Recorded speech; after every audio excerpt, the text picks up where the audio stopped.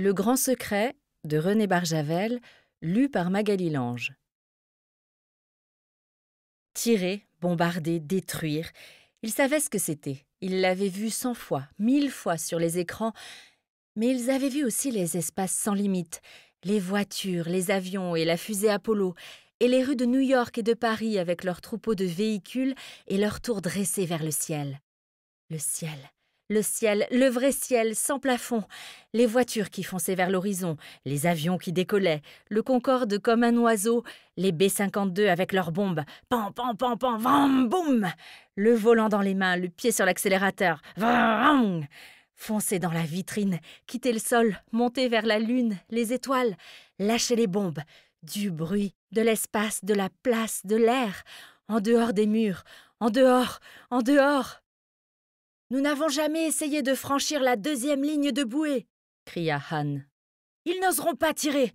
Nous leur dirons « Nous sommes des enfants nus. Ils ne tireront pas.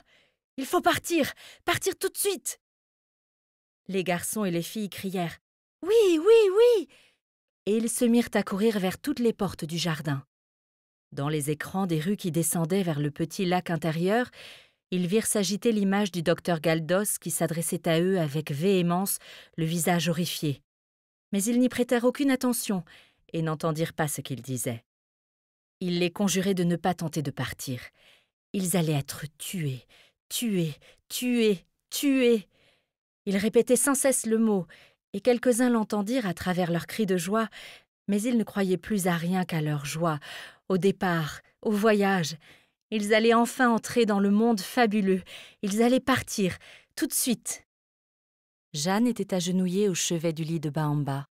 Elle avait parlé longuement au gisant qui ne pesait presque plus rien et dont la présence emplissait la pièce d'un poids énorme, le poids du diamant, de la lumière, de l'étoile qui, au lieu d'écraser, soulève. Elle avait raconté toute son histoire, ses recherches, ses batailles, sa volonté, son espoir, son désespoir à son arrivée dans l'île, sa résignation puis sa révolte au moment des roses rouges dans la nuit. Et quand elle eut tout dit, elle continua de parler, recommençant et se répétant, et se plaignant comme un enfant battu, laissant couler enfin tous ses tourments en dehors d'elle, hors du silence terrible, solitaire qui l'enfermait depuis 17 ans dans une cellule de fer. C'était un soulagement physique, un grand lavage, une débâcle. Elle parlait, et les mots qui sortaient d'elle n'avaient même pas besoin de signifier quelque chose.